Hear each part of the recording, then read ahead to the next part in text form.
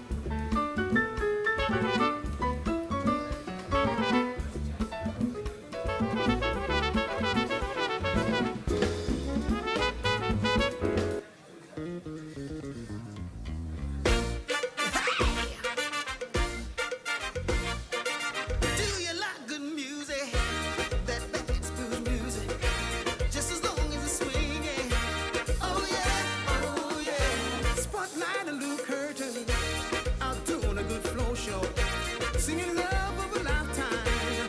Oh yeah, oh yeah. Spotlight on the traders. Oh, don't they look great, yo? Do it stick by me, yo? Oh yeah, spotlight on Dick Stout, yo. Singing pretty blue eyes, yo. Singing pretty blue eyes, yo. Oh yeah, oh yeah.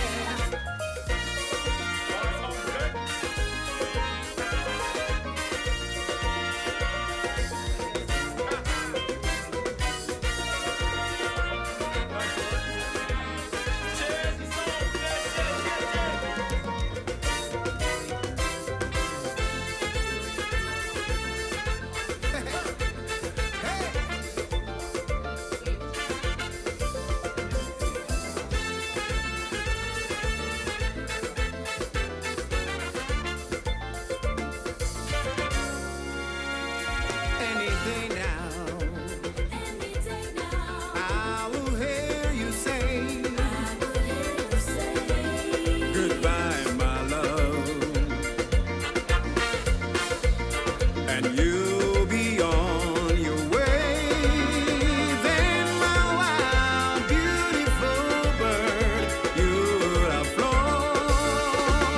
Oh, any day now, love will let you down.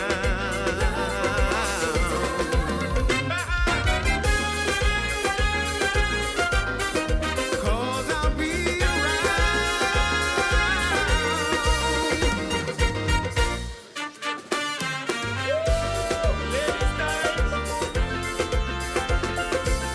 I knew before I loved him. I knew before I needed him. I knew I didn't wanna leave him. Never heard him say he felt the same way until I heard him say, "Hello there, baby. I hope you miss me. I hope you know I love you." And I said, "I love you too. Not gonna be your standby love, your standby love, your standby love. I'm not gonna be your standby love, your standby love anymore." I heard that you are telling your friends that I'm your standby love. You say you got me where you want me. You use me every time you want to. Knowing how much I go through with you, I know the rumor can't be a lie. So you better start looking for a new standby love, 'cause the one you had just walked out.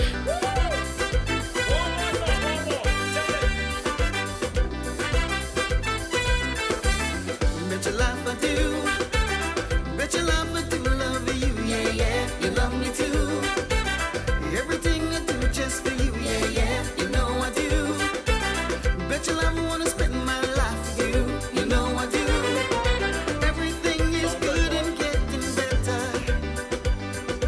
We've got a good thing that's growing stronger. Too much of your thing, such a good thing. Sweeter than sugar, sweeter than honey. Bet your love I do. Bet your love I do love you, yeah, yeah. You love me too. Everything I do is just for you, yeah, yeah. You know I do. Bet your love I wanna spend my life with you. You know I do. Monday to Monday, each day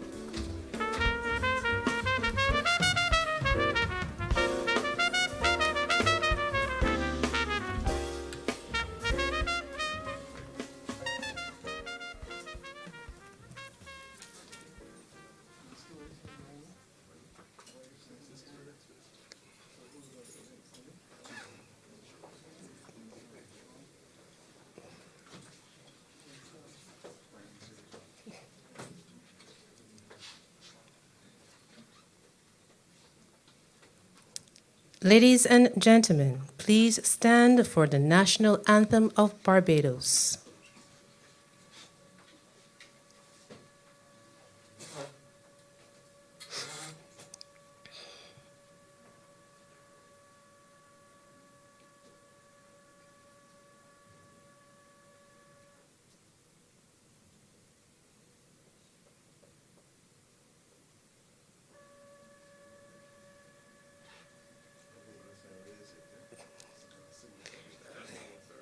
Okay, I think we're gonna start singing. Oh,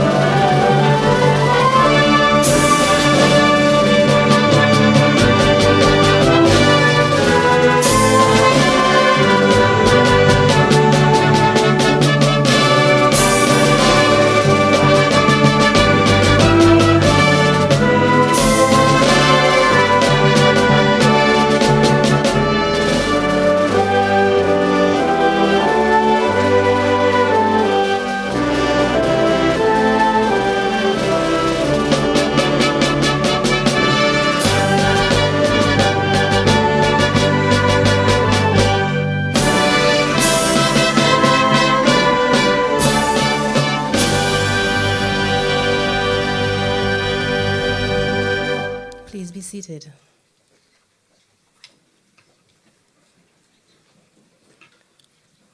Prime Minister of Barbados, the Honorable Mia Motley, Minister of Industry, Innovation, Science and Technology, the Honorable Davison Ishmael, Minister in the Ministry of Finance, the Honorable Ryan Strawn, Permanent Secretary in the Ministry of Industry, Innovation, Science and Technology, Wayne Marshall, Chairman of the Board of Directors for Export Barbados, Adrian Padmore, Chief Executive Officer of Export Barbados, Mark Hill, members of the Board of Export Barbados, Director of the Barbados National Standards Institute, Mr. Hayden Ryan, management and staff of Export Barbados, specially invited guests, members of the media, ladies and gentlemen, and those joining via our online streaming platform. Good morning, and welcome to the official launch of the Export Barbados International Food Science Center. I am Sheena Thorne, Business Development Officer at Export Barbados, and it is my pleasure to serve as your Master of Ceremonies. It is the goal of Export Barbados to grow our country's exports to US $1 billion by 2030. Each of us have an important role to play in making that a reality. This morning's proceedings will feature remarks from CEO Hill, Minister Ishmael, Minister Strawn, Director Rind, Prime Minister Mia Motley, and Chairman Padmore. To end this landmark event, there will be a ribbon-cutting ceremony and a guided tour of the facility.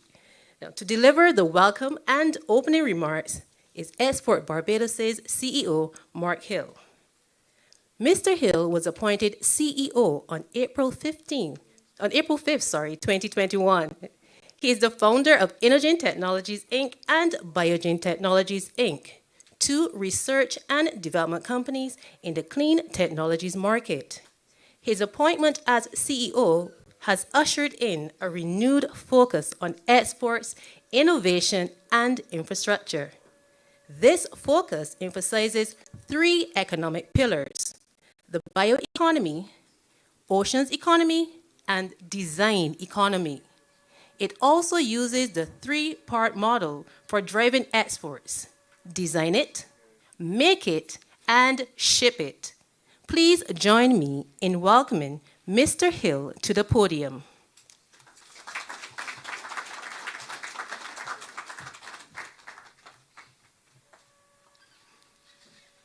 Welcome to the most honorable Prime Minister, Mayor Motley. Thank you, ma'am. One of my inspirers and the best Prime Minister in the world.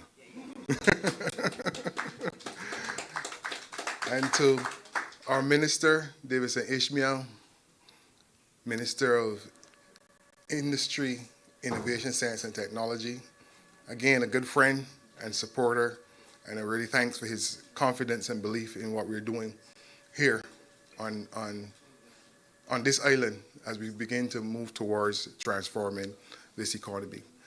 My chairman, make a good team. The board, all the other board members that are here, folks from the Food Science Council, BNSI, the entire team really want to say thanks for getting us to this point. And I kind of start with a thanks because I'm in thankful mode. You know, Carl Simpson, who's part of the CMOS project, growing the CMOS in St. Lucie. Welcome, and also CRS, Cindy Bleman. These guys put in a lot of work into this space here to make this thing happen. We had an initial budget of 3.8 million. We came with 8,000 square feet space. We redesigned, and now we have a 16,000 square foot space at 3.2 million. So it just underscore the importance of how good design not only improves the quality of what we're doing, but also drives costs down as well. So welcome. I'm excited, nervous at the same time. so bear with me, and thanks for everybody coming today. Thank you very much. Okay.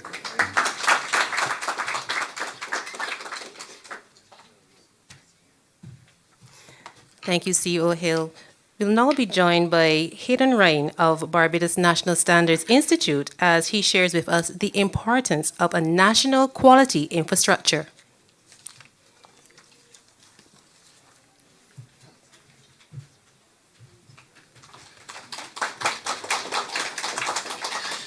Good morning. All protocols having been established, I would still want to extend a warm welcome to the Most Honorable Prime Minister, Mia Moore-Motley, and the ministers present.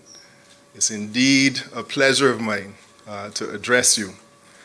If you know anything about CEO Mark Hill in Export Barbados, you know that he's very determined.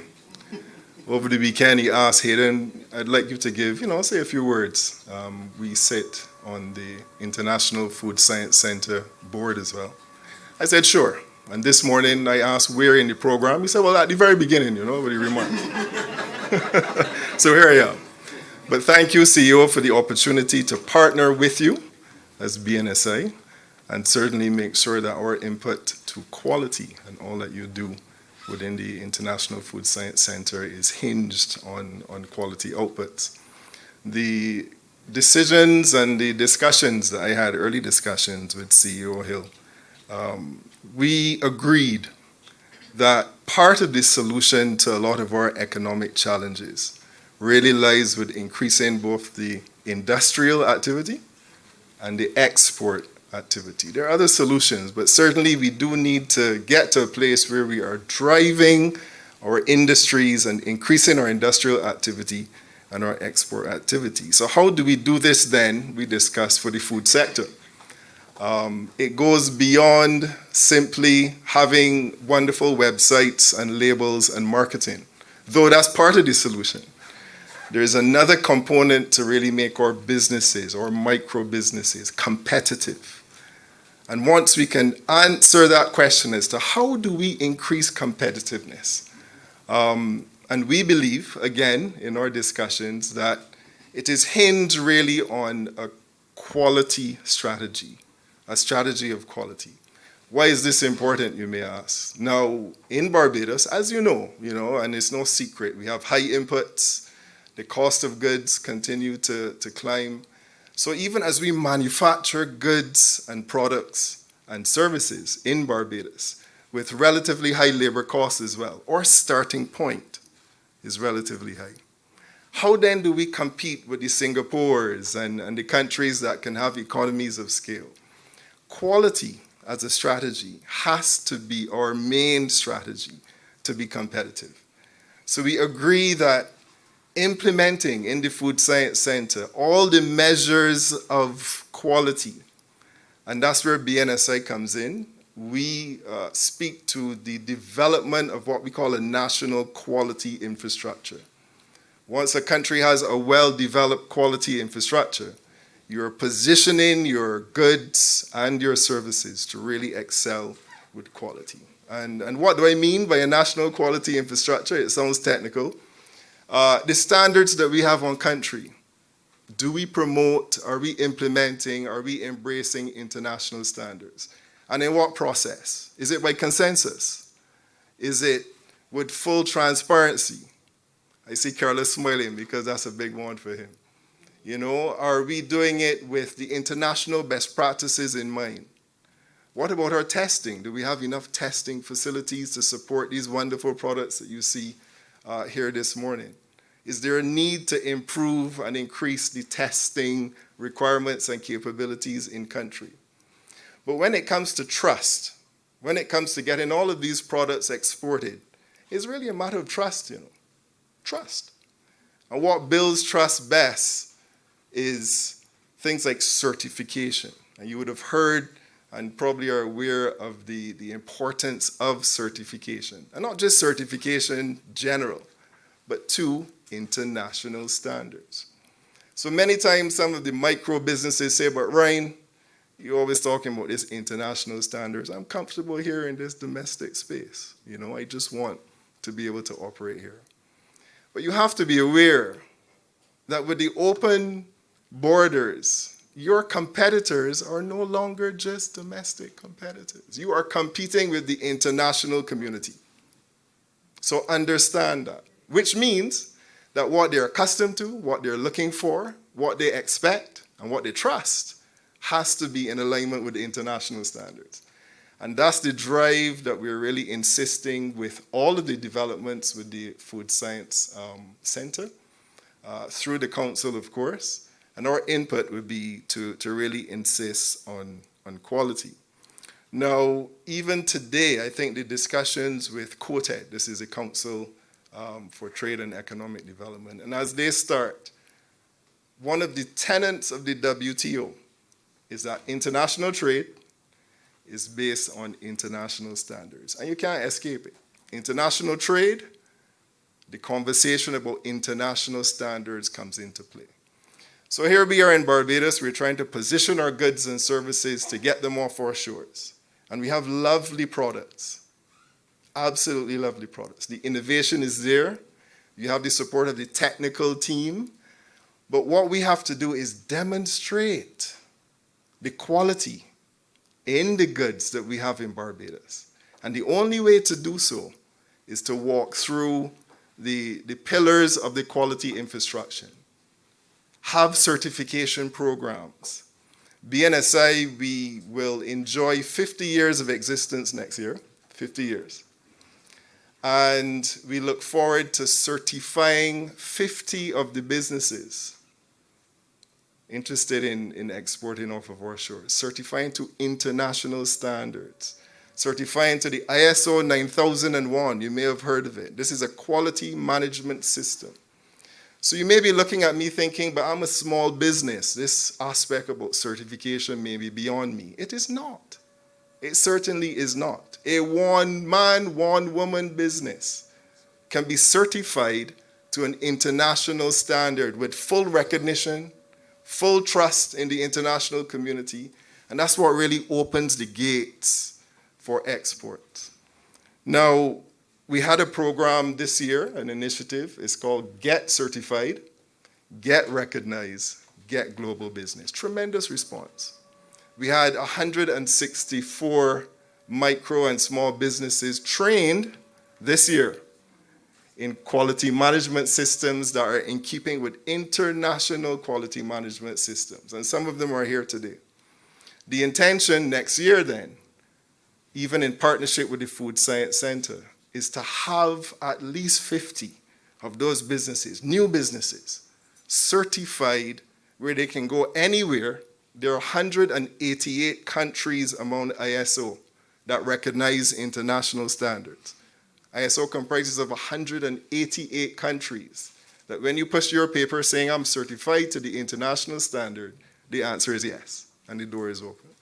So that's the drive that we're really trying to encourage, and the mindset for our businesses to join us, join Export Barbados, join BNSI, as we really advocate towards exports based on recognition and based on certification. So I thank you, CEO, for the invitation.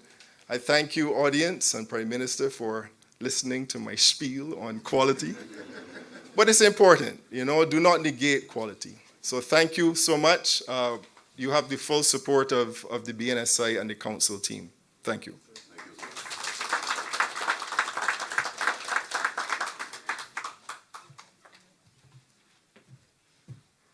Thank you, Director Hines, for underscoring the importance of standards and recognizing that it is doable no matter the size of the operation. And Export Barbados look forward to continuing the collaboration with BNSI.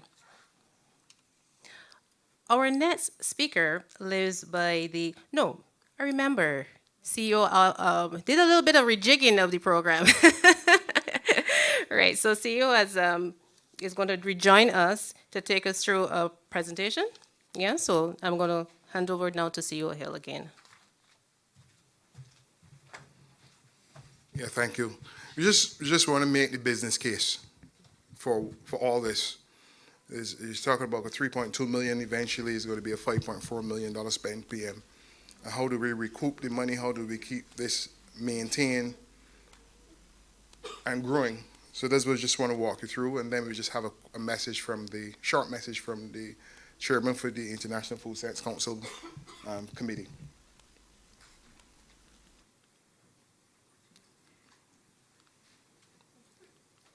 Point on there? Or just advance to me, please. Yeah. You're going to be very quick. You're going to the end. Just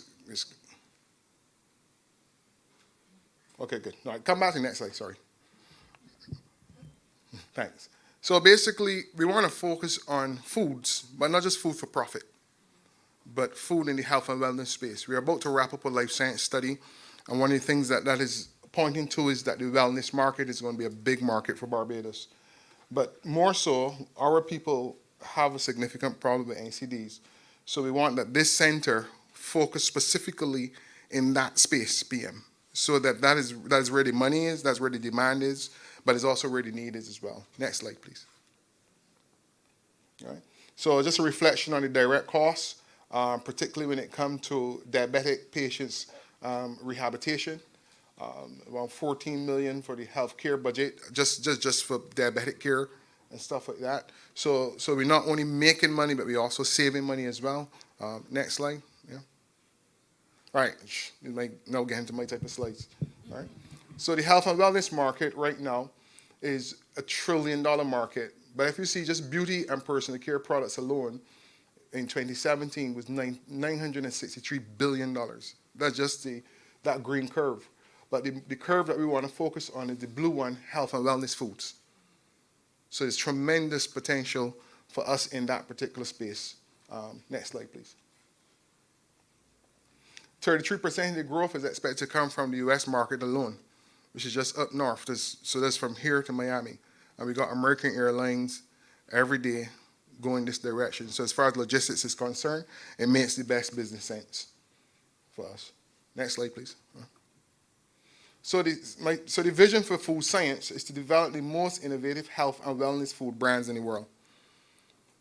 And that is really the passion here. Really about how do we support life, how do we sponsor life, but not just Barbadian lives, but also lives around the globe as well. Next slide, yeah.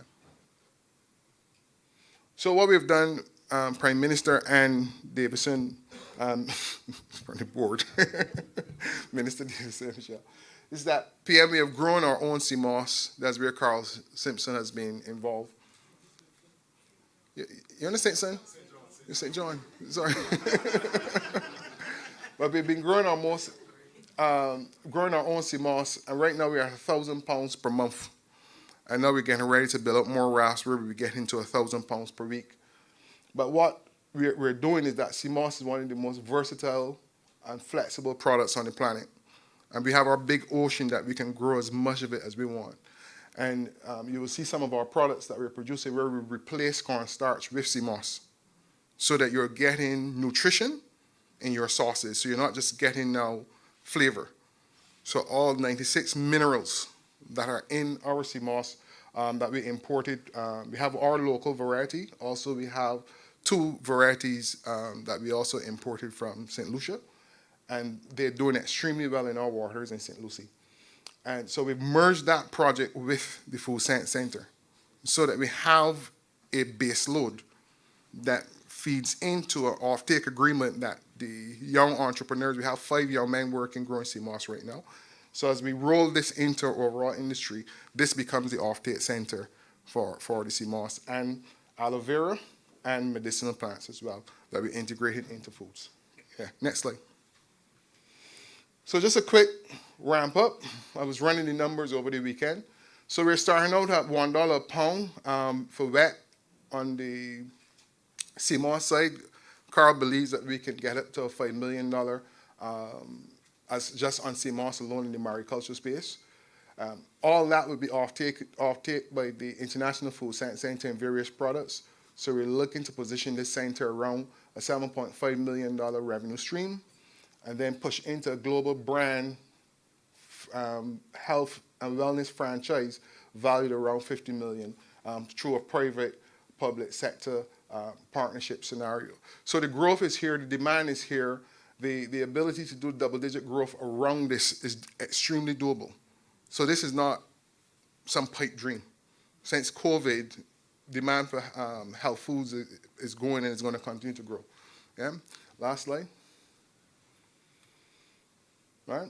So product development. So we're looking at life-centric food design as well. So when you go downstairs, you will see where we're starting to focus on food design. And we have a lot of food designers. We call them chefs normally, but not every food designer is a chef. So we have a lot of elderly people in our community that comes up with a lot of fantastic flavors. And they're food designers in our community. So what we're doing is working with them and getting flavor profiles off of them, and then we're doing the science around it to convert it to product. Lifestyle clinic, looking to partner with Dr. Dash so that we can do a very low cost but pilot and to do clinical trials on how the food is impacting on people's health and be able to capture and monitor on a daily basis, on a weekly basis, sorry. Bi-weekly, you said, yeah. And then health sauces, so CMOS infused products. So you will see some of the products and taste them, PM under the Landship brand. And product, sorry, it's an overseas call.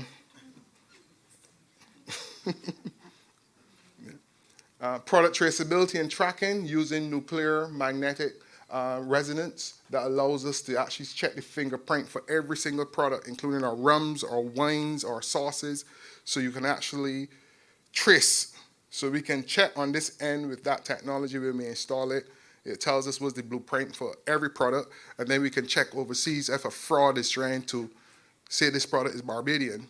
We can run the test again, and once the fingerprints match up, then we know this is authentic Barbadian product. So the biomarkers identification and bio-island certification, that's also what we're doing here as well.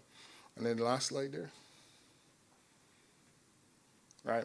So what we've done, we began to do the CMOS infused, replace the cornstarch, all the unhealthy products in our sauces, and then infuse them with new health and vitality ingredients inside the system. So having said that, let us just hear quickly from Carol, because the Food Science team, I don't know if you can just stand just quickly. These folks have been the advisors helping us to get to the HACCP and to the international certification process. Yes. I want to thank them for their guidance so far. We have another 6 to 9 months to go to get this facility fully certified to the international standard. So you could just run the video so you could hear from just Carol, and then from there we'll hand back over to MC. Thanks.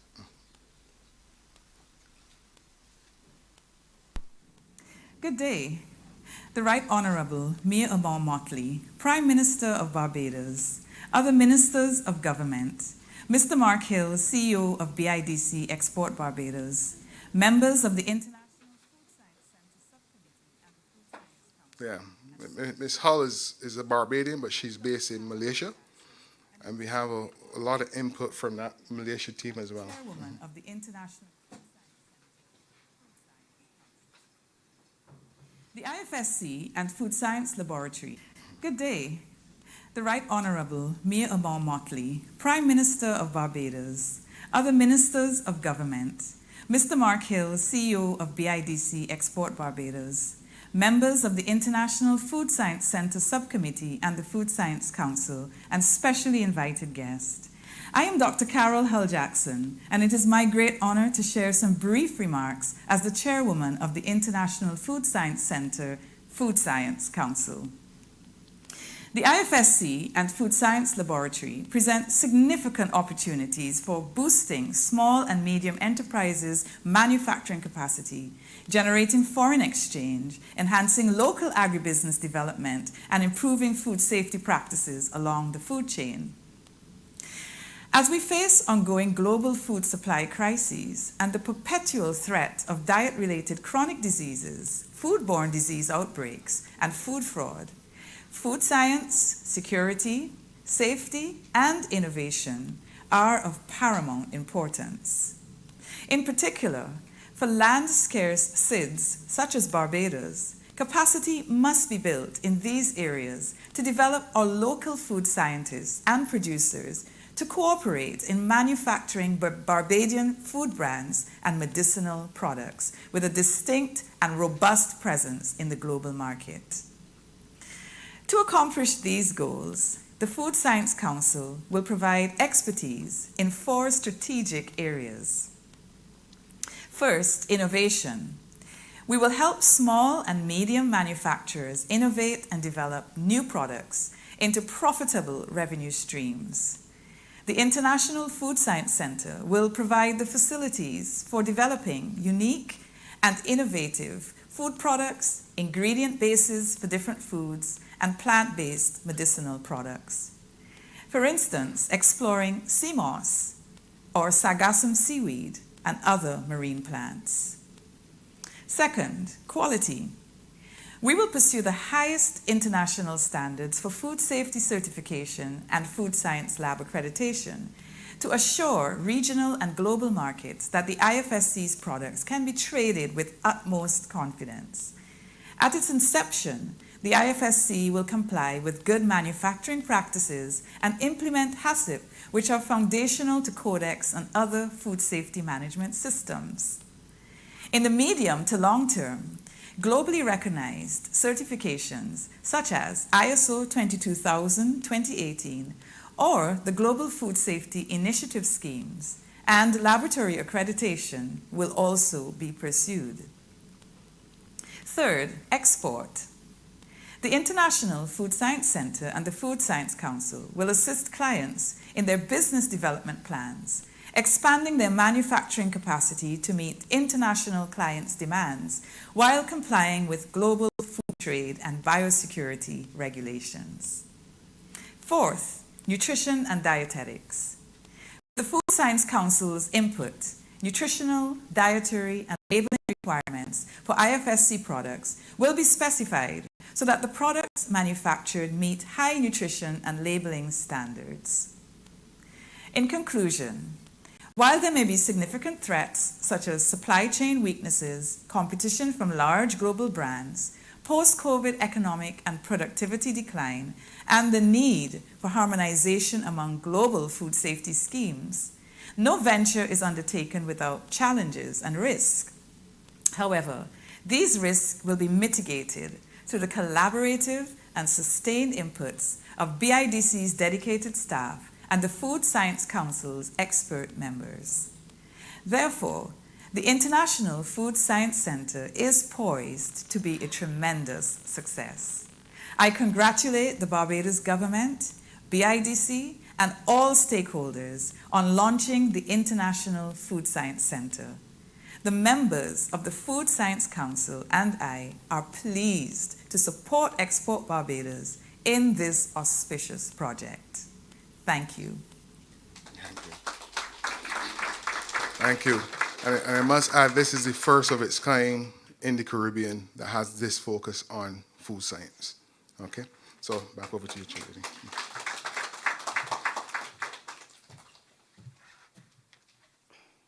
Thank you, CEO Hill. Your passion and commitment to bolstering the capacity of local manufacturers and to align us with international standards is commendable. This is definitely an exciting time for the corporation and for manufacturers. Indeed. Okay, our next speaker lives by the mantra, service to others above self. And this guiding principle has permeated his life from a very early age.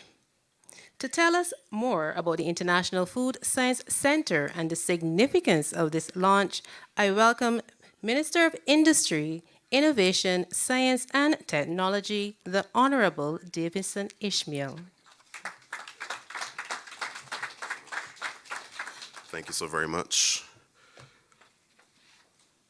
Honorable Mia Motley, Prime Minister of Barbados, other members of Cabinet, of course, Member of Parliament for Christchurch East Central, Honorable Ryan Strawn, Permanent Secretary in the Ministry of Industry, Innovation, Science and Technology, Mr. Wayne Marshall, Chairman of Export Barbados BIDC, Mr. Adrian Padmore, Chief Executive Officer, Mr. Mark Hill, senior government officials, management and staff of Export Barbados, specially invited guests, online viewers, members of the media, ladies and gentlemen, good morning.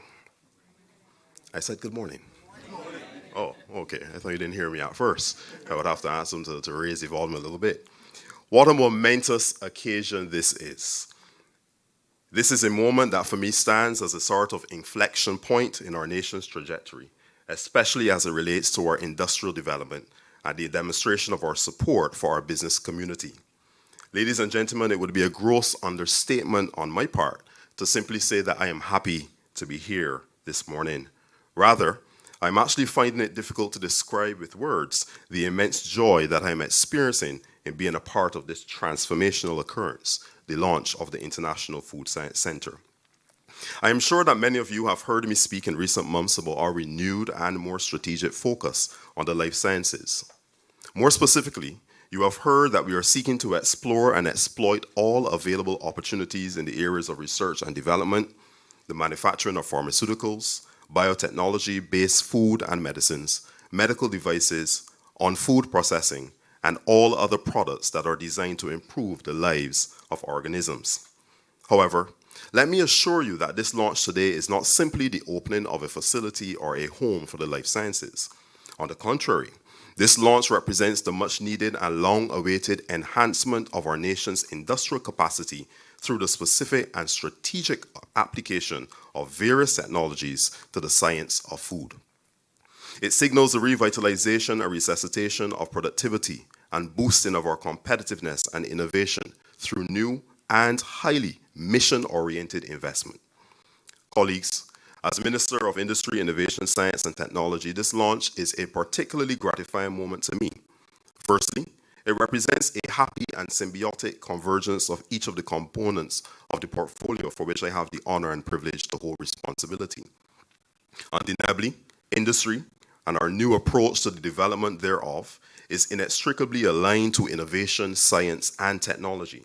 Thus, what we have today with the launch of the International Food Science Center here at Newton stands as a physical exemplar of the pivotal and synergistic role my ministry plays in stimulating innovation through strategic collaborations that produce lasting economic and social value.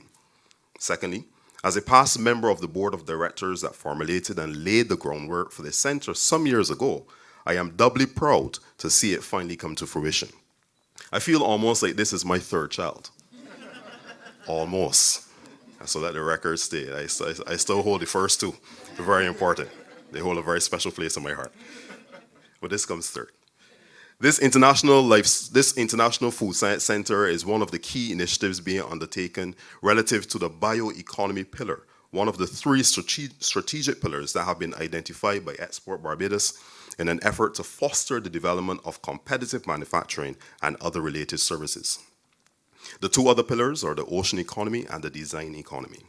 Moreover, it signals that the strategic pivot to restructure Barbados's manufacturing industrial landscape as conceptualized by the government of Barbados is in fact beginning to bear fruit.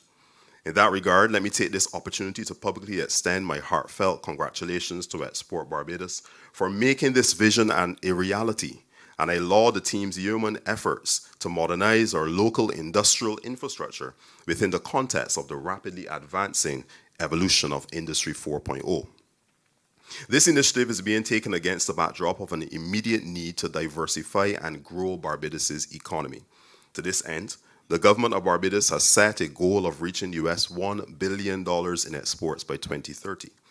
The International Food Science Center will make a significant contribution to the pursuit of that target by revolutionizing manufacturing capacity and leveraging export potential within the life sciences industry.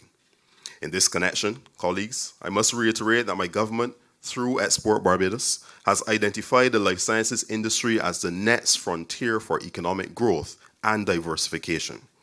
This facility is situated at Newton Industrial Estate, not by chance, but by design, and no play on words there, since this will in fact be the home of the soon-to-be-established Life Sciences Park. Allow me to digress a bit to inform you that the envisioned Life Sciences Park will complement this first fruit of the Life Sciences Zone. The park will be a world-class facility with scientific and pharmaceutical-grade units, all established within an exclusive economic zone for the life sciences. It is expected that this focus on life sciences will add an additional $250 million in exports and create some 3,000 new high-quality jobs. As a return our focus to the International Food Science Center, I wish to disclose that it will allow producers of bioeconomy products to considerably increase their production capacity. No longer will entrepreneurs and micro, small, and medium-sized enterprises be unable to compete on account of the capacity limitations of their labor-intensive production methods. Rather, they will be able to leverage their true intellectual property, for example, as in the case of their recipes, to meet the growing demands of global consumers through the utilization of the services on offer here at this facility. The center utilizes state-of-the-art technology to offer contract manufacturing service for HACCP certified sauces, condiments, and wet seasoning products. A laboratory is on site that will provide a range of quality analysis services, which can assist exporters in overcoming the non-tariff barriers that present formidable challenges for them when they seek to enter international markets. And you would have heard Director Ryan speak about this earlier. It is anticipated that these services will ultimately stimulate innovation and expand product development. The center also reflects and promotes a standard of excellence, which has been a defining characteristic of brand Barbados in local and international markets. Regrettably, although the several brands in Barbados's sauces and condiment sector are well-established household names locally, there remains much untapped export market potential for these products in particular. Ladies and gentlemen, it would be remiss of me not to disclose that according to the International Trade Center's export potential map, Barbados's largest untapped export potential exists within the life sciences industry, specifically in medicinal devices and rum. I go further. Data from the International Trade Center's Export Potential Map tool shows that the North American market has an incredible US $865 million worth of unrealized import demand for sauces and condiments. Therefore, to put it into perspective, if our exporters were to gain a mere 0.05% of this unrealized demand, this would translate into almost double the export earnings of this specific product category. Tremendous potential. My government has also envisioned that this facility will assist companies with tapping into non-traditional markets with high export potential. In this regard, Barbados will have the capacity to leverage its cultural similarities, food preferences, and culinary inputs to thrust its products into markets within Africa and Latin America. I need not remind you that these are markets in which the government has tactically sought to expand our network of diplomatic missions. On this site, several laboratories will be established that will focus on the high-value aspects of food products value chain, such as research and development. In this regard, a focus on research and development will support the goal of this center to create and deliver health-oriented food products. With a further vision to establish Barbados as the life sciences hub of the Caribbean, the International Food Science Center must also respond to the needs present within our region. Currently, the Caribbean lacks phytosanitary diagnostic services, and there is only one accredited laboratory that specializes in food safety, water quality testing, environmental testing, and biotechnology. In order to address this challenge relating to this limited capacity, a phytosanitary diagnostic laboratory and regional biotechnology lab will be established here at this center. Both laboratories will offer a full suite of accredited services. These services will aid in the identification, recording, and tracking of pests and diseases, and will also support efforts to manage aspects surrounding food safety. Ladies and gentlemen, it is my hope that it is clear to all that the life sciences provide an indispensable response to the need to diversify and grow our Barbadian economy. Therefore, my ministry through Export Barbados is seeking to leverage the existing and create new capacity in the life sciences, all in an effort to build globally competitive industries upon this trajectory. As I conclude, ladies and gentlemen, I wish to inform you that the International Food Science Center services are available not only to local producers, but also to regional and international producers. However, I wish to particularly and strongly encourage all local producers to make full use of the many services that are being offered by the center. Ladies and gentlemen, continue to enjoy the rest of our proceedings. I thank you.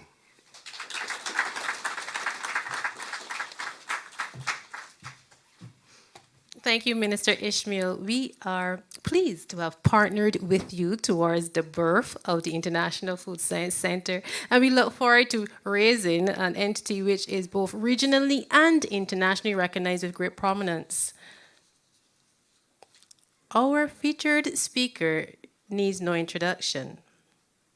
A champion of Barbadians and global citizens, Prime Minister Motley has demonstrated the value and purpose of true leadership. She has blazed a trail of excellence, which includes being one of the youngest persons ever to be assigned a ministerial portfolio in Barbados, the youngest Queen's Counsel in Barbados, the first female Prime Minister of Barbados, and most recently, a recipient of the United Nations Champions of the Earth Award. I now welcome Prime Minister, the Honorable Mia Motley, to give her remarks.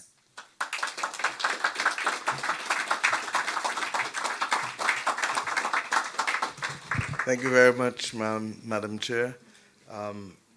Minister Ishmael, Permanent Secretary, Marshall, members of the board, in particular Chairman of the board of the BIDC Export Barbados, distinguished guests all. You know, there comes a time in the life of a person as well as a nation where talk is no longer sufficient.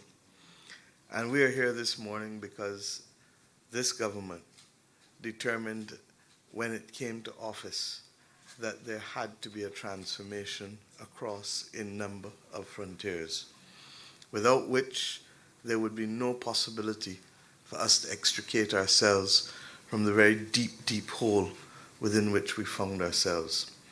And this is all before a pandemic, all before the climate crisis became very real to Bajans with Hurricane Elsa and the freak storm, all before the ashfall, all before all of the other things that we are facing. So that if we knew before all of these things that this was necessary for us to become fit for purpose, then the question was, why hadn't the country achieved it over the course of 5 decades? And a large part of it has to do with, one, deconstructing and ensuring that we meet the demands of what the market requires and what the road for transformation requires. And the second part, of course, is political will. And the third part, of course, is having the resources to redeploy, without which, of course, it becomes nothing but a pipe dream for all of us. And let us reverse it. Having the resources to do what we needed to do was the first order of business. This country could not go any further servicing the level of debt that we were servicing because we were simply paying people to come to work and they couldn't have the resources to do anything. And hence the restructuring of our debt was not only timely, but was critical in order for us to become fit for purpose. If you go into the hospital bleeding out, there's no amount of ability to save you once you're bleeding and bleeding and bleeding. You'll die. And that was exactly what was happening when we were paying 67 cents in each dollar towards debt when we came to office. People forget easily that the condition in which we found ourselves.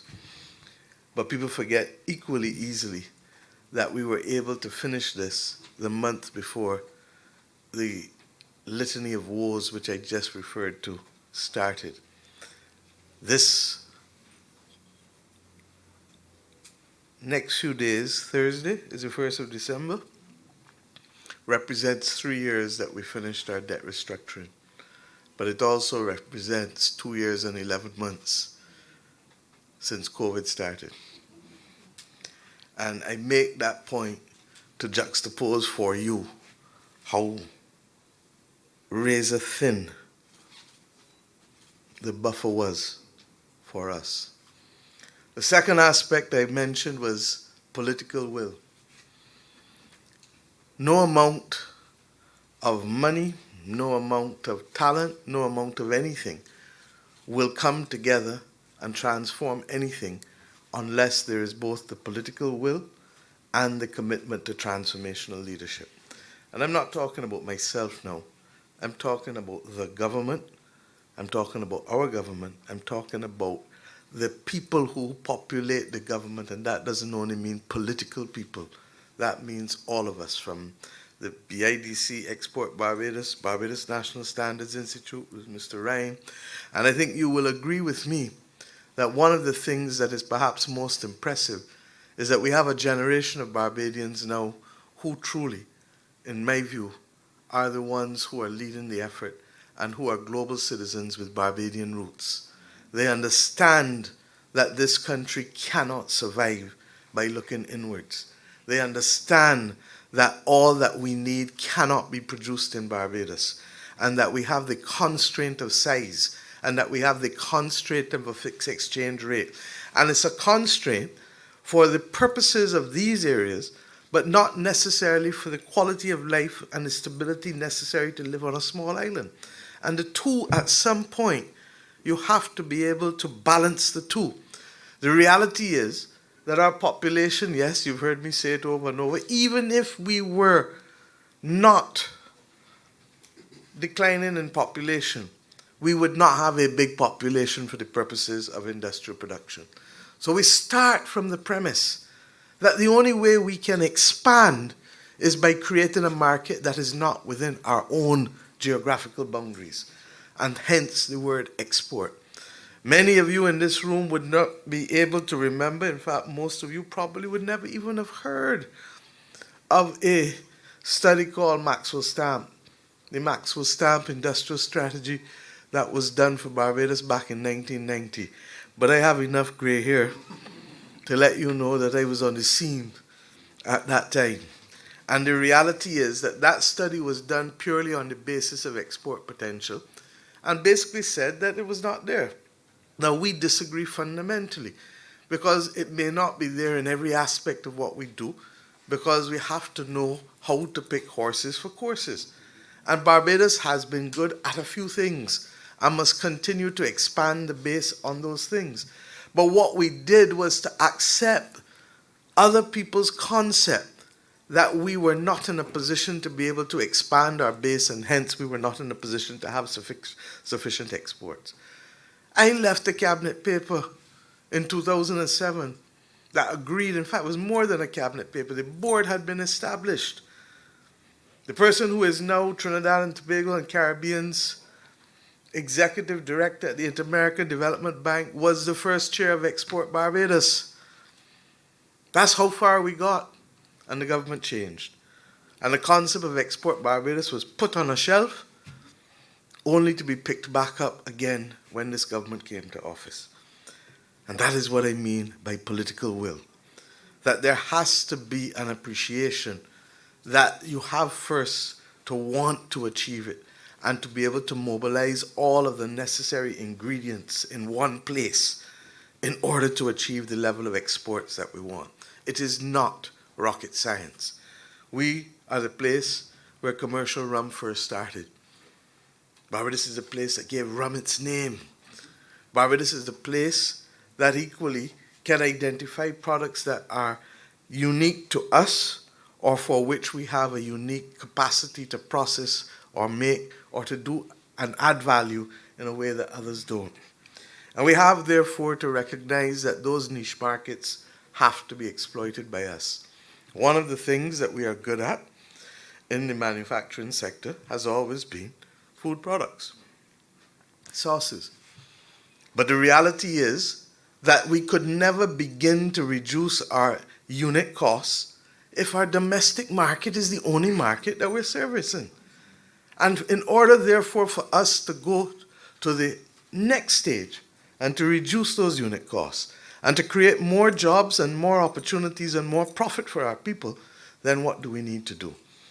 Wabisco, Mr. Padmore, is not a Barbadian company.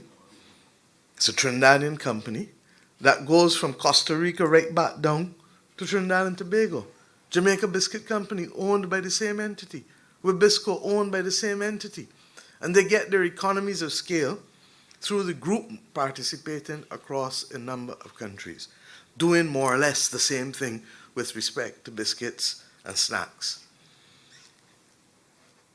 How do we move from where we are to where we need to go? It can only come by expanding the number of units that we're selling.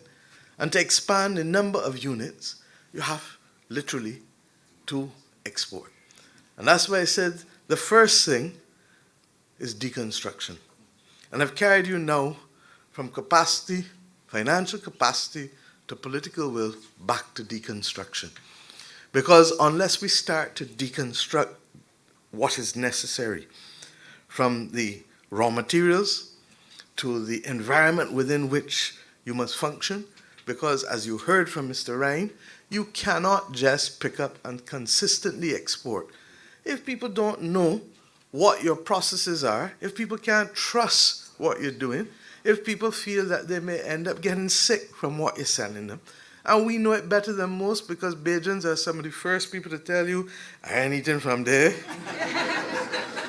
And I don't need to say no more because you know everything that that means. So that when others say that about what we make, we have to be in a position to counter it. And the one way to counter it, as you heard from Mr. Ryan, is by ensuring that we have a standard that is trusted globally. The fact that this country, in the first 56 years, is only now getting a HACCP-compliant food center, when the BIDC is how many years old? 67 years, tells us that we needed to draw brakes and do things the right way. I'm not going to tell you that when I was Minister of Economic Affairs and Planning between 2006 and 8, January, that we left papers for this, for the clustering for manufacturing, for the clustering for fashion, and ensuring that we take and put in place a structure and architecture that takes into account that the majority of our producers are in fact small producers, nano and micro. And unless, therefore, we can reduce the cost of capital to them by giving them access through micro-leasing to facilities and equipment, they're not going to make it off the ground. Now, I'm speaking in this detail this morning because it is important that Barbadians understand that this is not a twiddle of the nose moment, and that what is required in almost every sector in this country, if we are going to transform, is in fact the deconstruction and the reconstruction, combined with having the political will and the financial capacity. And the financial capacity doesn't only come from government. In fact, it needs to come more and more from the private sector and private producers and private savings in this country. And the next conversation that we're going to have as a country in the next 12 months is how to be able to pool our resources more effectively in order to be able to boost production. Other countries do it well. We might even say other cultures do it well. And we have to ask ourselves, what is it about our culture that stops us from trusting one another? And that is a completely different conversation. And you better understand why when it comes to becoming a republic and when it comes to being able to remove from people the blemishes that they see when they look in the mirror, that you begin to understand why the government has to pursue those things as well in order to allow Collis at the back, who decides he wants to establish a major logistics firm, not to believe that his only source of funding is a bank, and a commercial bank at that, with high interest rates. We have to change how we see each other. We have to change how we see ourselves first, and how we see each other, and how we are prepared to work together. Small people, small countries require fairness and require solidarity. We do not succeed on our own. And this International Food Science Center is fundamentally on that premise, that a lot of the people that you're going to go and see here, if they each had to go and establish their own factory that complies at the level of the international standards and has HACCP compliance, they don't have the depth of capital to do it. But when the government steps in and plays that entrepreneurial role, then all of a sudden you start and create a platform from which people can go from strength to strength to strength. And don't tell me that it is unique, because it isn't. When Errol Barrow decided that Barbados needed to go and build on what Grantley Adams left with the Barbados Marketing Board, how many people in here know that the first entity institutionally to manage tourism in Barbados was the Barbados Marketing Board, established by Grantley Adams? And then when seamlessly, and I keep talking about the seamless transition, because the one thing that messed us up as a country was the fact that that lost decade did not allow us to go to the next level, but caused us to go down into a hole. And there has to be a commitment, regardless of what political party you support. Barbadians must now insist on what is necessary to move from growth to growth to growth, and not to have that plummet again that we had in the last decade. And I make the point that when Errol Barrow determined that this country needed to move to the next level in tourism from what Grantley Adams had done with the Marketing Board, he took up the taxpayers' money and built the Hilton Hotel, because he understood that the risk associated with that scale of investment would not be undertaken by any indigenous providers of capital. They were happy to do their own small things within the context of what they felt comfortable with, because the trust that was necessary to bring multiple people together for a large investment was simply not there. And we have to ask ourselves why 55, 56 years later, it still is not there in our culture, but within our society, there are those who have a culture that make it possible. These are the difficult discussions that need to be had. And I want this country, in this spirit of independence, in the spirit of celebrating the Republic and the Charter of Barbados, to reflect on these things. Because I can easily not be here, and whoever else is here can easily not be here. But the mission must continue. And the mission must continue because too many lives depend on it. And this country will not be able to provide for its citizens if it looks inward. You see, every country that has grown They look where? They look out, and they build out, and they bring in, and they build out, and they bring in, and they build out. And that is the conversation that we need to have. This CEO sent me. No, I don't throw away, and I listen and I read. This CEO sent me something. I'm not getting the signal here, but sent me something last week that I would like him to share publicly, and the media needs to run him down for it.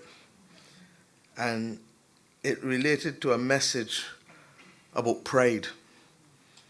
And we need to all read it as Barbadians in this season of independence. And it started with his writing, "I find Barbados in a very awkward place." And I really want to commend it because he's also a preacher, as many of you know, and therefore does not only deal with the realm of dollars and cents, but carries us also to the spiritual and philosophical realm when he leaves these quarters on a day. And I want us to read it because unlocking productivity in this country and unlocking potential in this country requires looking into that mirror again that Errol talked about, and requires us focusing and loving who we are, blemishes and all, but understanding that in loving ourselves, we are also loving ourselves to be called to a higher standard and a higher purpose, and that is what is required of our people at this point in time. This investment represents but one of the investments that this government has made in order to be able to create that platform, to be able to boost production, to be able to boost export earnings, and to be able to carry us to the next level. I anticipate that working in collaboration with the Ministry of Agriculture and the private sector, that we will also be able to boost food production. And the reality is, if we want to go where we want to go, we need to be producing, as I said, far more than we need for the domestic market in order to help drive the prices down. And in order to be able to have a strong agro-processing sector, a strong fish processing sector, recognizing that you talk about the market for this being 865 million or 895 million, for the US in terms of imports for sauces. But Africa needs and imports 4.5 billion US in fish every year. And only 1% of it comes from the Caribbean. And they're taking it from the Americans, and the Europeans are taking it from Vietnam and from Thailand and out that side, bringing it into their markets first, repackaging it, and sending it back to Africa. And we have, Carl is here, St. John. I know they start with not just the sea moss, but also the mariculture in terms of fish farming. And building up, as we've been talking about the aqua farming, I know that the equipment is coming, I think, with BIDC, and therefore we should be seeing soon the deployment of that equipment for the shrimp and the tilapia and the other types of on-land fish farming. But I want also to exploit the fact that Barbados is seen as one of the best locations in the Caribbean for mariculture because of our geographical location. But we have to be able, my friends, to have these sensible conversations instead of the pull to pettiness that very often occupies our domestic space and our mental space. And if we are going to be truthful and be able to lift up all the people from Gall Hill and Silver Hill and they go back there and Watton, right back to St. Lucie, right back across to St. John, back across to St. Michael, then we have to create the opportunities. And it is not going to come from a Prime Minister standing at a podium alone. That is not political will. Political will comes in the opening up of a building that has been structured to be able to meet the needs of ordinary people, without which this will not be possible for them to be able to go into the export market, and making sure that the funds that are necessary for it are deployed in the appropriate manner, and making sure that the regulatory framework that is necessary to boost the export potential is within our our capacity so to do. And that is why, as unsexy as the Barbados National Standards Institute appears to people, it is the most critical institution as the bridge to the rest of the world for us. Because without that bridge, we can't be protected from the rest of the world, and without that bridge, we can't earn from the rest of the world. And the country needs to get it, just like it understood that tourism is our business. Similarly, we cannot rely fully on tourism, as we've learned the hard way in the pandemic.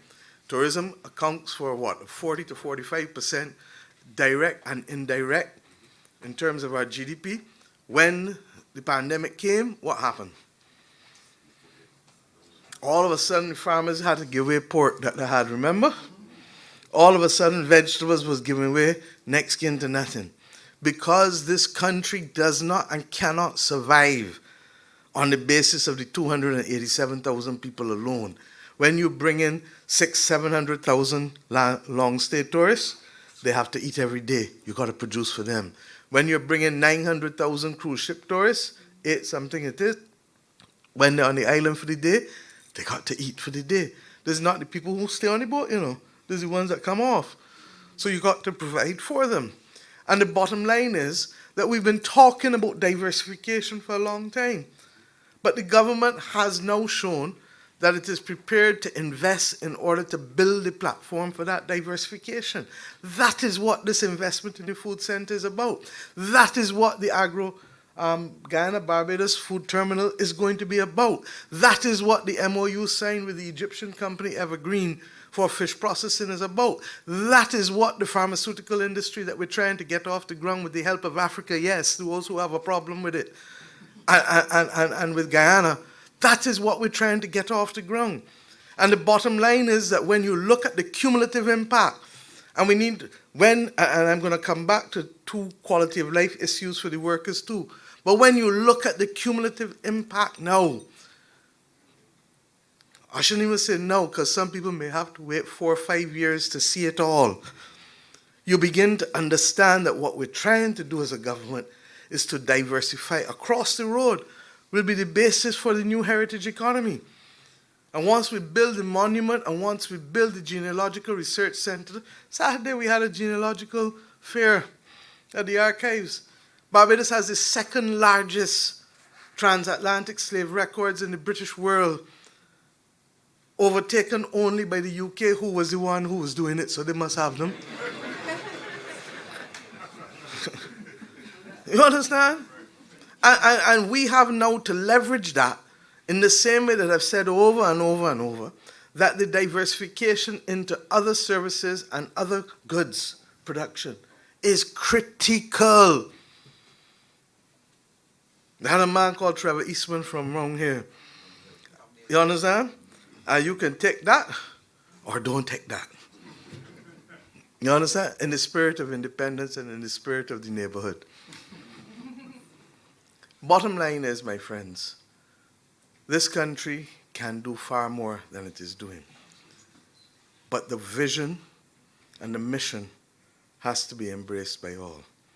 And we need to start first and foremost by trusting each other and believing in each other. The worst thing that can happen, Tom Adams used to talk about the crab in the barrel.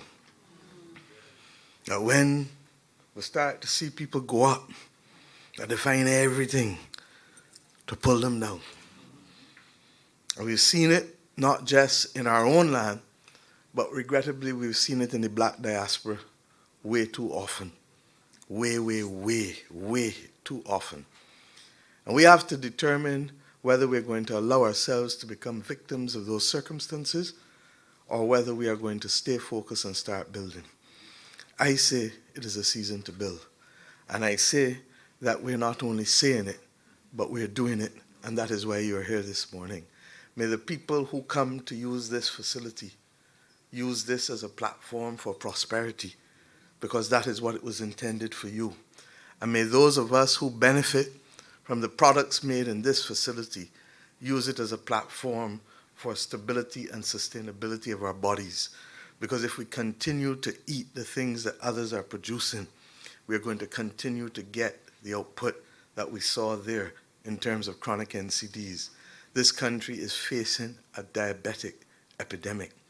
And it is up to the citizens, not the government, it is up to the citizens of the country to meet us where we are with the policy framework that we're putting in place.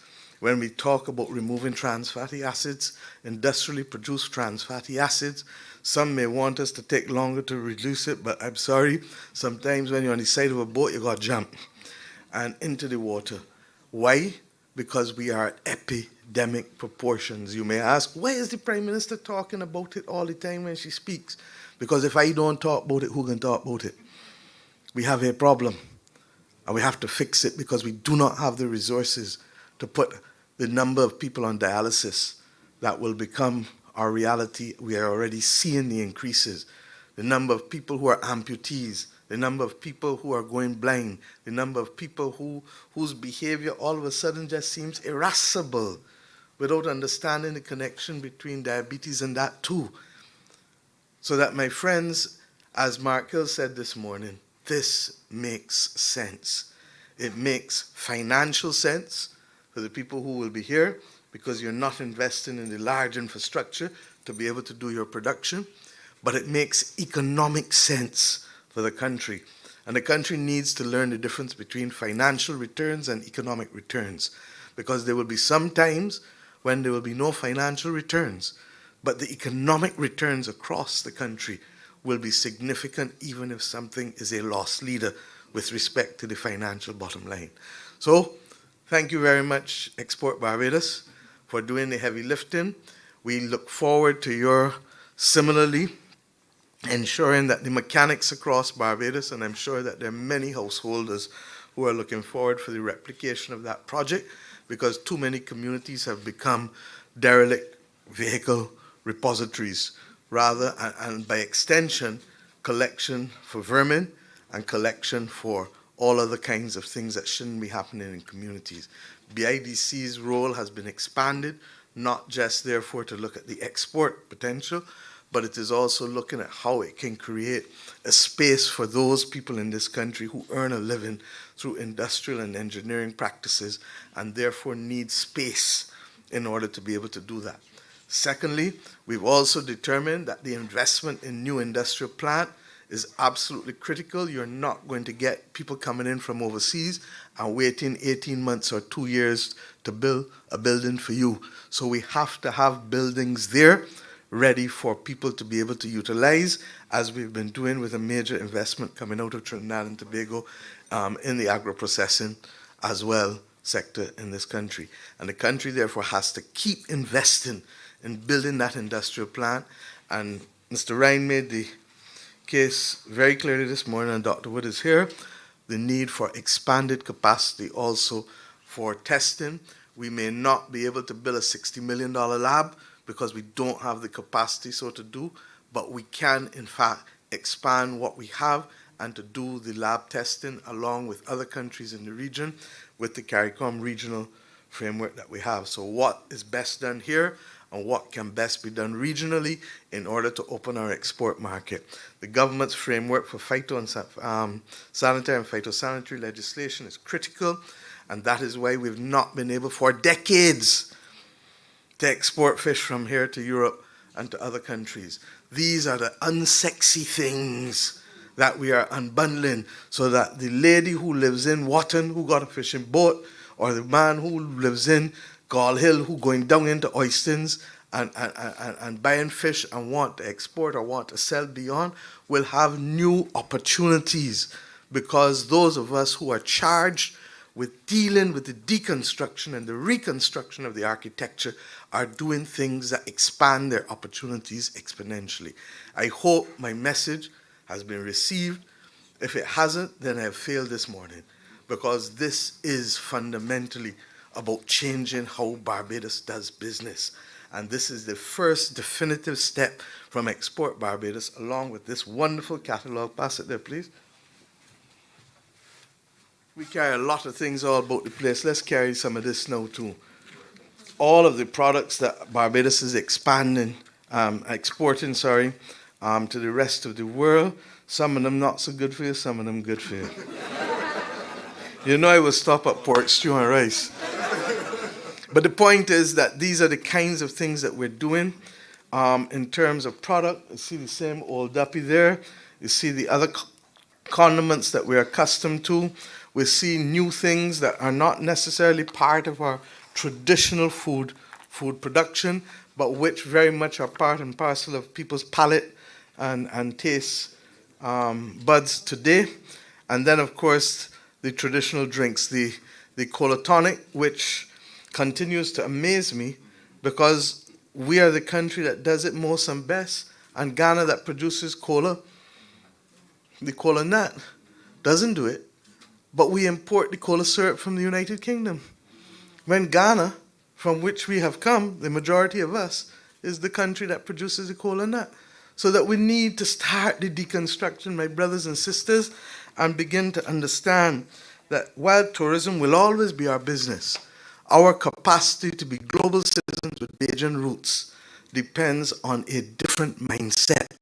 And I'm satisfied, and I take yesterday's headline as a positive, that more self-employed people are coming, tells me that more people are willing to take risk.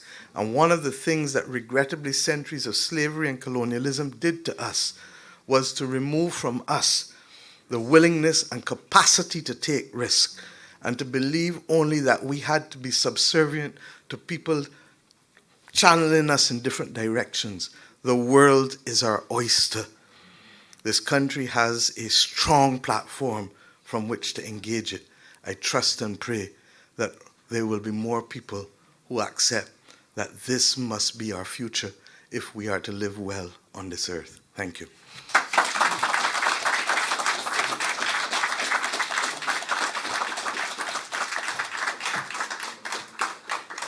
Thank you, Prime Minister Motley, for your very thought-provoking remarks. There were so many takeaways, but underpinning us achieving our goal of building the economy is the need for there to be solidarity and trust amongst all of us.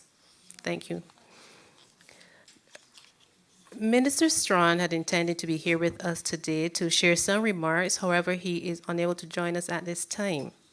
Therefore, I wish to invite up Mr. Adrian Padmore to close this morning's proceedings and offer a vote of thanks. Now, Mr. Padmore is no stranger to business.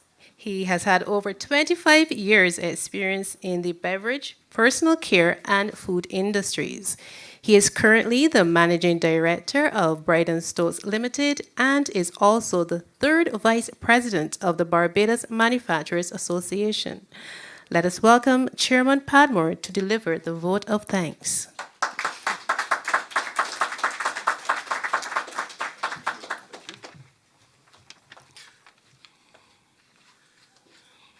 Honorable Prime Minister Mia Motley, welcome and thank you.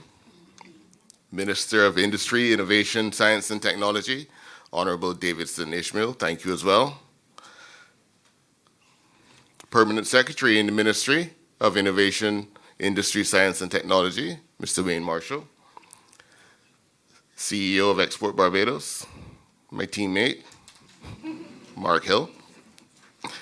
Management and staff of Export Barbados, other dignitaries, especially invited guests, ladies and gentlemen, good morning. I'm pleased that I only have the job of the vote of thanks to do, following after Prime Minister Motley's super inspiring message, which awoke in me a whole host of emotions and unscripted thoughts that transcend my 30-odd years in manufacturing.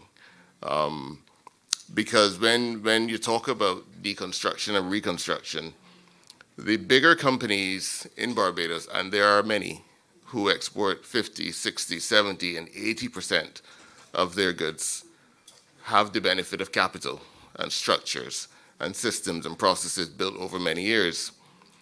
But there are many, many smaller companies, micro businesses, who do a fantastic job with very little resources, who need an opportunity in order to scale up.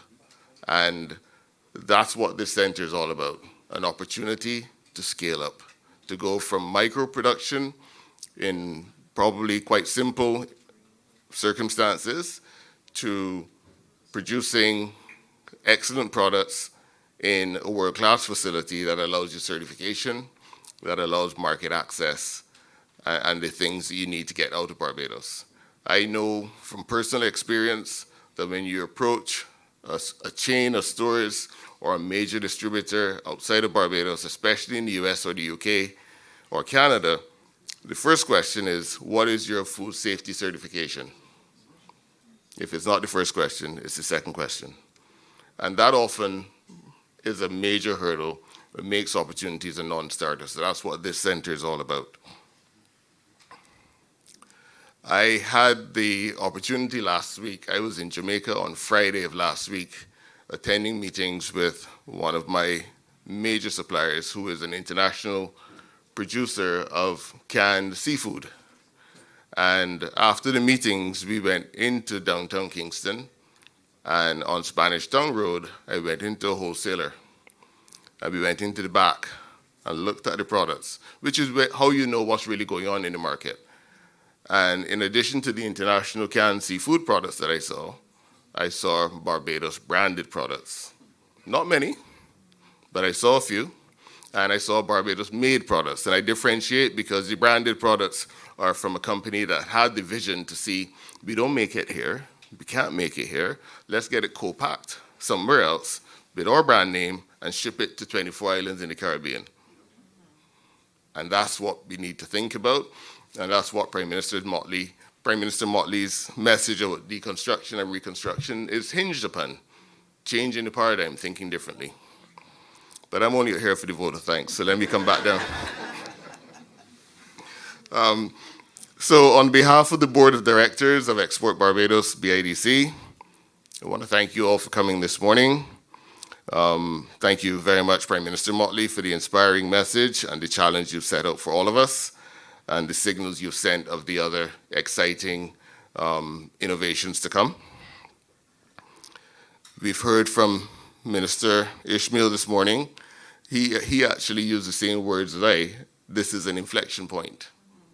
This is an inflection point for local industry. And I fully support that thinking and what this center represents today. Today, with this launch, we've laid a foundation for many more small, micro, local products to be sold in export markets. And as chairman, it is my expectation that this facility will be a catalyst for further industrial and export growth. This initiative is a result of the hard work and determination from a number of parties, and I'd like to single out some of them today and apologize if I miss anyone personally.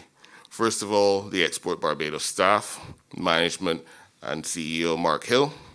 The board remains supportive of your efforts to be a catalyst for economic and export development in Barbados. The critical importance of the work being done by Export Barbados to our industry is noted and will signal continued growth in economic and export performance.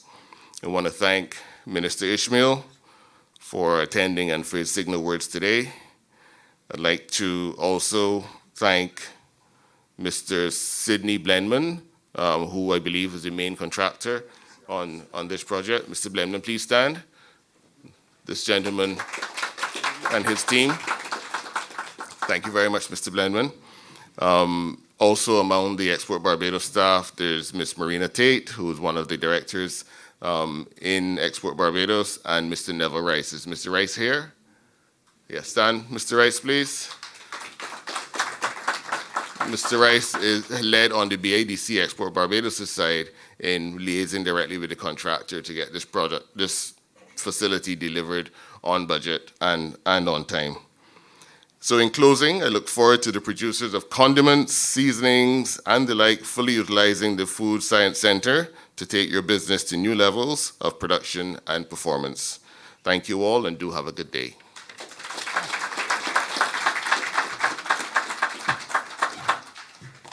Ladies and gentlemen, we have reached the end of the first component of this launch event.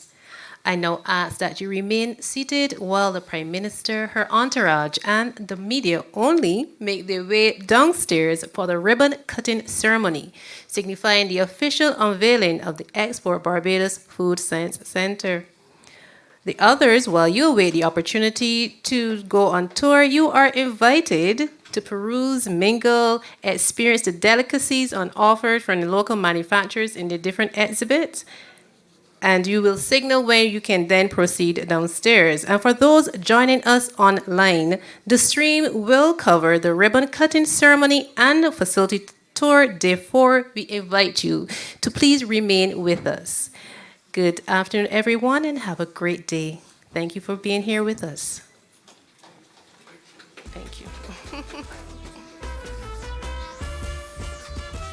Look here.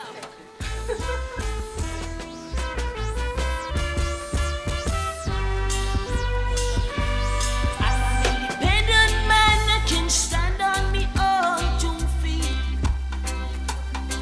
I don't need your help. I know how to make ends meet. In me friends, I can't confide. I gotta keep me eyes open wide.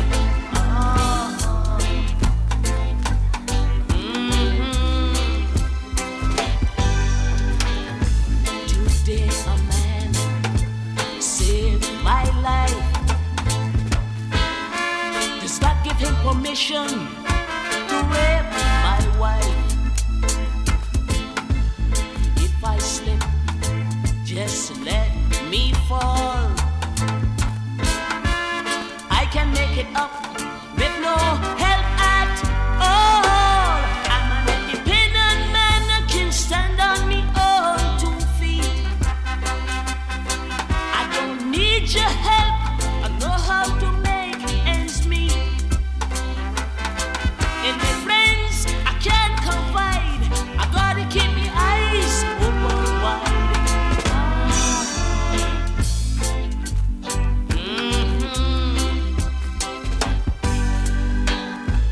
If I starving, you cannot know.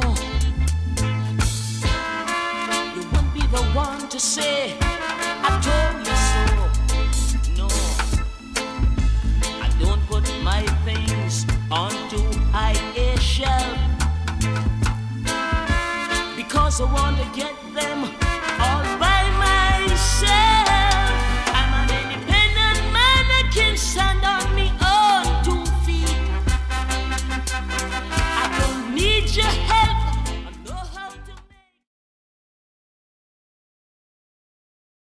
Sure you got this heavy now? It's fancy. Huh? Yeah, I'm seeing that a simple one with a word. They go big and use it. All right, let's go. Yep. Everybody's here. Ready? Count it down. 1, 2, 3.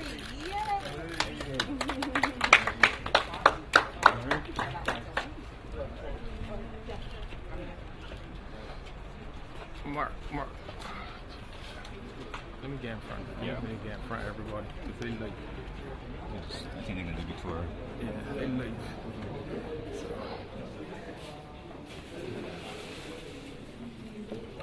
Hold on. Mark, you can ask if you're Mark. It's not hitting media.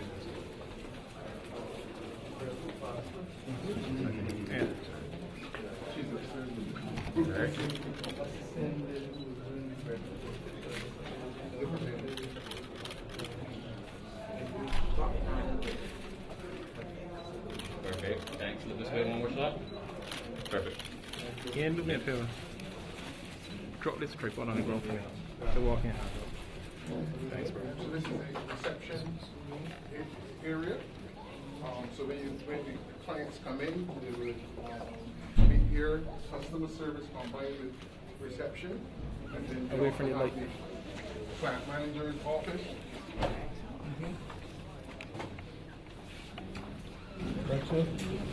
Clear viewing straight into the plant, which is good. We make sure that it's a high design policy to inspire that good design. While giving visibility straight into the plant. Just like that. Mark going that way? Jeez.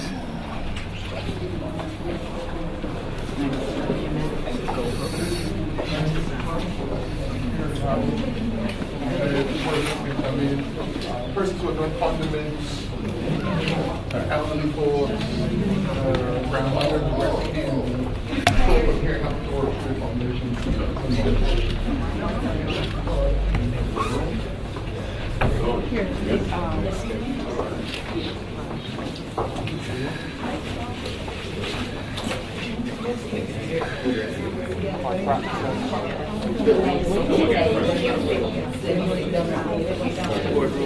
Yeah.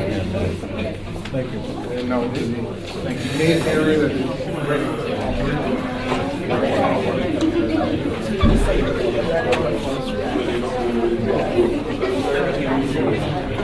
This is our first operation. Drawn up?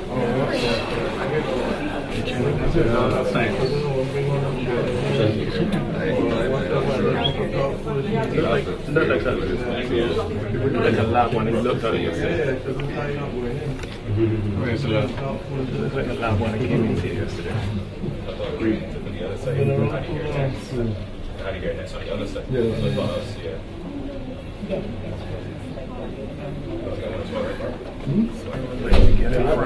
You got much here, but it's living here now.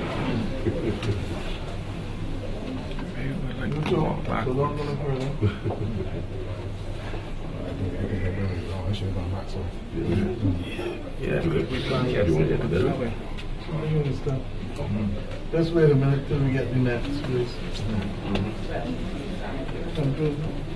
Jump, Adrian.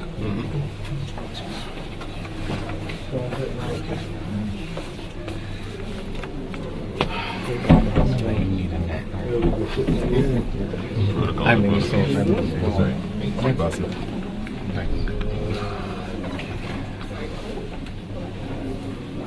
Anybody else needs one?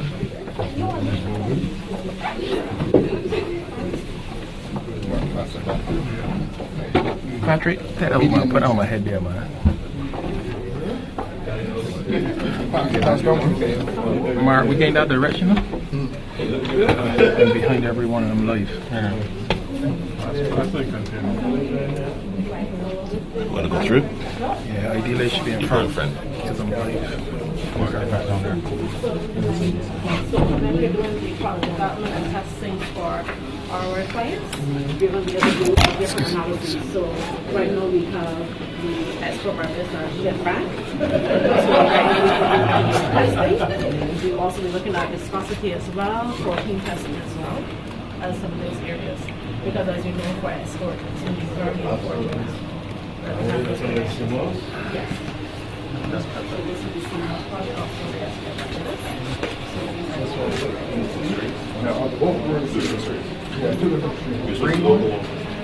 Our local one, which we didn't bring, which is just the one that we imported from.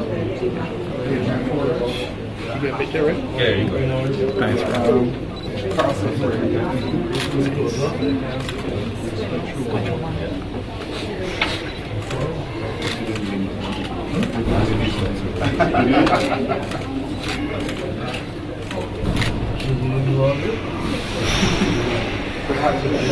It's free from anything. It has nothing on it. So, thank you. Yeah, got it. That's right. Where are we going, man?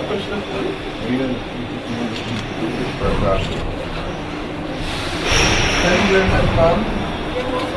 That's why you have us working close together.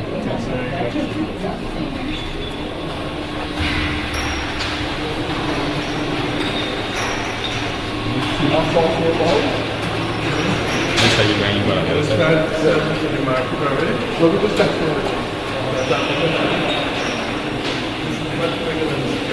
That's life? Yeah, this is life.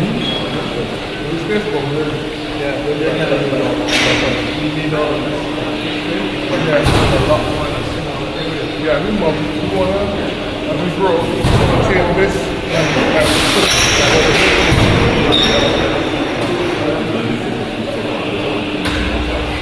Yes, so far we can afford it. This is among the salts, more you drink and you drink the plant. So you get the pulp.